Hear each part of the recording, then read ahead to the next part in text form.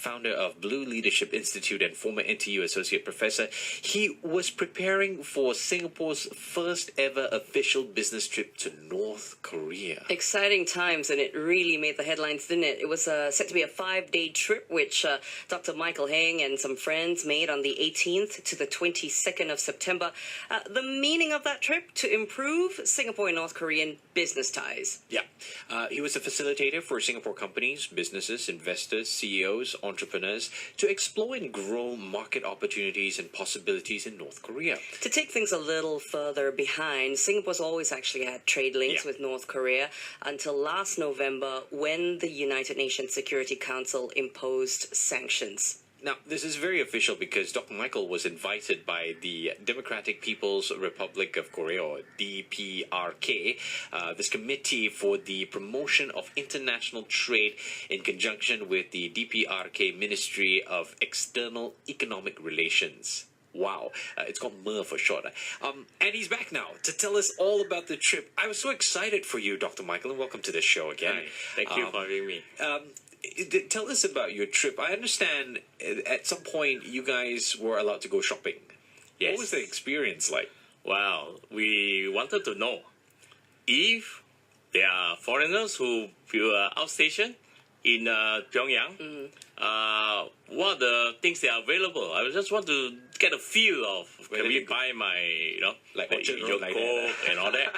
So they brought us to a supermarket. Yeah. Obviously, it's frequented mainly by foreigners and some Koreans because they only accept convertible currencies. Okay. Right? So not the local currency. So you get almost everything as you walking into a fair price supermarket. Wow. Yeah. Okay. Of course, the prices are not cheap by local standard, but by our standard, it's about the same. So pretty good. I mean, no foreigner who gets stationed in Pyongyang. Yeah. With stuff, you can get your favorite food. We may not get char kway teow, but you may get something like your Maggi mee. Okay, so that's always comforting to know if you're going to be a business here in Singapore, possibly implementing yourself here, there in North Korea, you won't be hungry. So I want to ask you, Dr. Michael Heng, you might have had some preconceived notions about North Korea. What's changed since your visit? Preconceived notion, yes, I expected Pyongyang to be like Vietnam and China when I visited them 35 years ago. Yeah. But I was surprised, The airport looks really nice as we landed, but there was Aero Bridge, and then once I get in, you didn't know that you were in a third world, developing country. Okay. Right? Digital signboard, when I reached the baggage claim, it was automated. It was very lighted. Of course, it's not as crowded as Changi. The visa, immigration clearance was fast. So security was good. Security was good, and of course, security is tight. They are around, but you don't get to see them. Okay. They are around. It's not a surprising thing. The immigration officer was very friendly. We cleared the passport control very fast, went to claim our baggage. Of course, there were additional check. They check our handphone, check for apps and some objectionable apps and so on. It's normal, Then we took our luggage. Luggage go through this big X-ray thing, as usual, like most airport, even China. So I was a little surprised. Yeah, it but sounds like you were a little impressed as well. I was impressed. Yeah. Then that really tells me that, okay, let's recalibrate all expectations. Right. Okay. When you walk out on the streets, though, out of the airport on the streets, what's it like? Could you describe? Well, you think you're on the normal Singapore streets. Okay. Clean. Okay. White. Some cars on the road, but many people on the electric tram. Right? Electric tram. Many electric tram people were there inside, standing on that. A lot of people walking. Okay. Open parks, landscape park, not just plain field. Was it polluted? No, surprisingly. I wouldn't say surprisingly, they were very clean. Right? They were probably as clean as Singapore. Yeah. Yeah. Wow. Yeah. All right. You saw some of my pictures on my web. We got a competitor for clean and green city now. I think we do. Yeah. But what impressed you the most? discipline. You see that the people go about their way in a very deliberate manner, right? Some were just with loved ones. There are many people with children. Okay. Right? Children seems to be number one preoccupation for them, right? Given the history, that's not surprising. They're friendly to us, even when we walk the streets. Right? Hello, no, you don't feel like, hey, it's not safe. Like what people told me, hey, is it safe? It's very safe. All right. So we're speaking with Professor Michael Heng, who is the founder and owner of the Blue Leadership Institute. I'm looking at the booklet that you gave us about your trip, the first business mission to North Korea, and it seems like you've got this list of Korean words here, which means that you had to pick up some Korean, otherwise you maybe could not communicate with people there? They spoke English. Right? At least the officials. Okay. The official accompanying us, there were not just one official. Yeah. There were 4. Right? One translator. Right? Translator, though most of the time they don't need translation. But sometimes we use difficult words. Right? We have another from a Korean Friendship Society. Where somebody doing the logistics, he also understands English. Okay. Right? Another person who is economic analyst with Mia. Right? Okay. And even the deputy director of Comp, he was with us all the time to give us information. You can go anywhere you want. You just have to tell them, and they arrange for you logistics, right? Right. Because I understand foreigners are not allowed to just roam about freely. Okay, so you've actually covered the social conditions in Pyongyang, which is the only city that you visited in North Korea, yep? Yes. But I want to ask about business conditions. What did you get a sense of when it comes to business conditions in North Korea today? What are the opportunities? Tell us, Michael. We visited another city also, the port city, Nampo, which I will come to that later. The business conditions in North Korea are what we read. They're under sanction now. Yeah. So things slow down, right? There's no trade. The Nampo port, right, was like our capital port last time. But with sanction, the ships are not moving, Not as busy. slow, not as busy.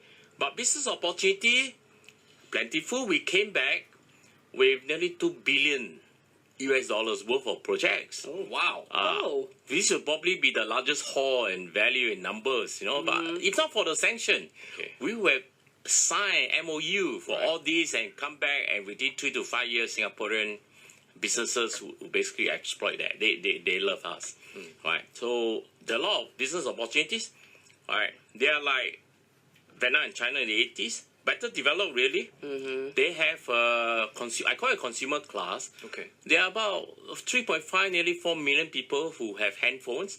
So I consider them the richer ones. Right. And when we visited the 14th Autumn International Trade Fair, it was packed. It was packed with people. People were buying handbags, US $20, men's shoe, US $50, jacket, US $30.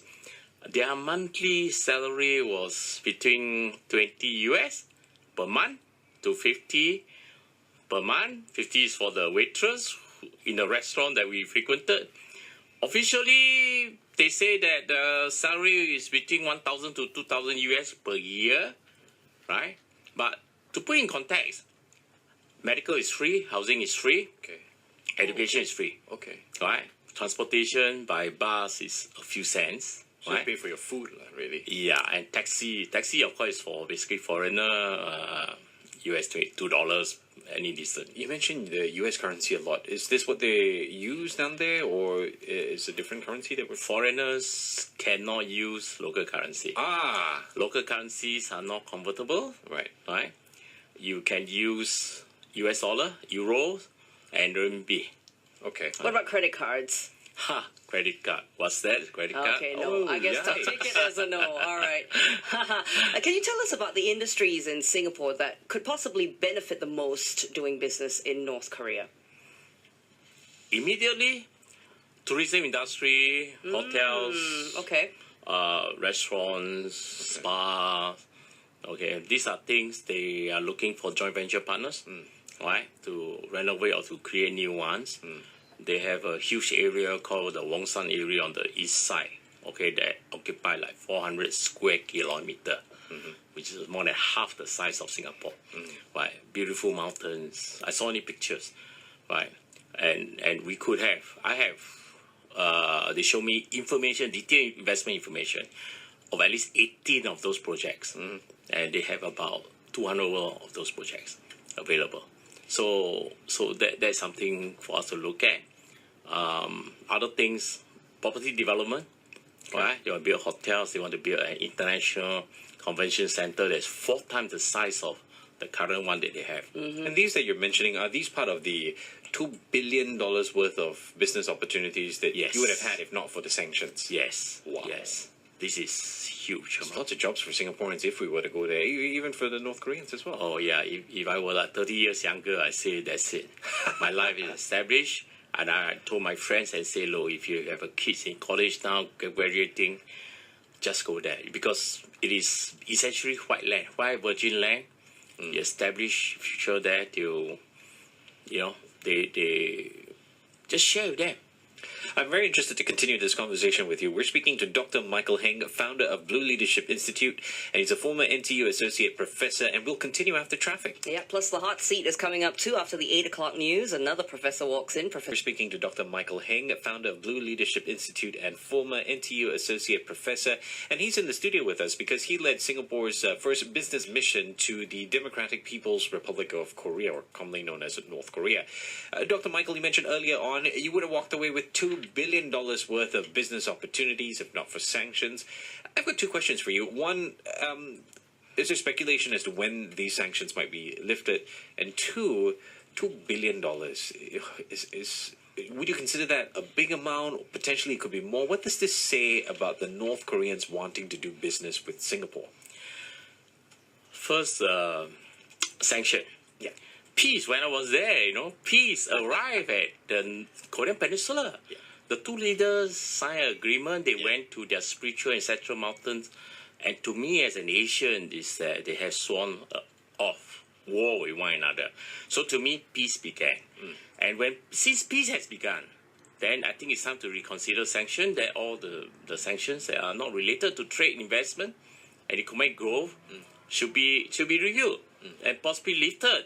Because as they grow economically, their minds will be taken off anything. They just want an assurance of defense, right, in order to grow, right. So that is important. I hope the sanction can be lifted as soon as possible, right, so that we can get in. I'm trying to prepare Singapore businessmen in the state of readiness to say that's Chong, right, when they are ready. Okay, so it sounds like from the Singapore perspective, it's all positive and you can't wait. But what about the North Koreans? They must know a lot about us because, of course, their leader came to our country and enjoyed his time. He seemed to enjoy his time here, meeting President Donald Trump and all that.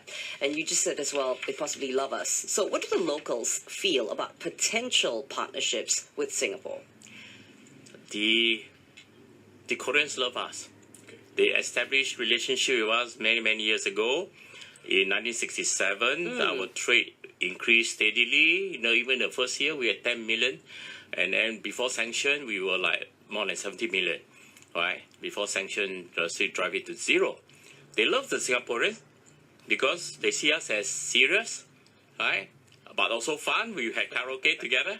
Right? They see us as modern. They saw the growth, right? And the leader has seen how this place has grown, right? My contact at the embassy was very impressed and said that, look, their experience so far has been doing business with foreign business people, mostly Chinese, from China. But they like to have Singapore businessmen to bring in international management expertise like what we did in Vietnam and China. Okay. So... Okay, nice. What could be some challenges setting up a business in North Korea? Perhaps if there were no sanctions at all, could we just walk in? Yes. They have very documented legislation, financial investment rules and laws. Of course, these are written. Sure. All right. But I never saw those in Vietnam or China in the 80s or even the 90s. Okay. So they have written regulation. The operation of those regulations well, they never had a chance to really operate those things, right?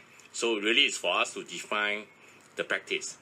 For us, negotiating international contract terms will be important because the local development will be slow. So we help by bringing international contract terms. That will give confidence to our businessmen and international people. We need to build friendship and trust with local influential businessmen as joint venture partner. That's the key, right? You go in, you have to find venture partners locally, and they are knowledgeable, they are modern, they have experience with modern factories, and we can help develop and train modern management system processes in local, means basically without education, joint venture, joint program with the universities and all that. We must respect and treat the local Koreans, okay? Because who are they? Are they unknown? No, you look at the South Koreans, they are exactly the same people. So they are not unknown like Vietnamese. I remember 30 years ago, who is a Vietnamese? But I don't have to ask that question about the Koreans. I got a last question for you, and we're going to do this quickly because we're heading into the hot seat very soon. A Singaporean there established a business in 2013. Update us. How's he doing? Well, he's not there. Because of sanctions, he had to come back. Right. And we met the local partners, and they brought us to a place. He set up a business club. He called it the Sentosa Business Center. Spa, restaurant, right? Massage place, haircut place. Wow. Basically intended as a gathering, as a Singapore club. Yeah. Right, to bring in businesses and all that. He saw that it was important for a network of businessmen to mix, exchange ideas, to build trust. Essentially, building trust is very key. And how is that business doing? The business is good. We had sushi, sashimi, talked to the local partners, right? And you're happy. And she was paying above market salary, like. So of course everybody's rushing to work for him. Yes. And he had retention, good retention, right? So he basically respect local Koreans. He basically leave it to their local partner, a lady, right, to run the place, right? And because of sanctions, he can have no part. Yeah. Okay. He pays them well. There's very valuable lessons learned from this man. Well, thank you very much for coming by the studio. Thank Always you. a pleasure speaking to you, Dr. Michael Heng, founder of Blue Leadership Institute and former NTU Associate Professor. Thank you for Before having acting me. on the information on Money FM.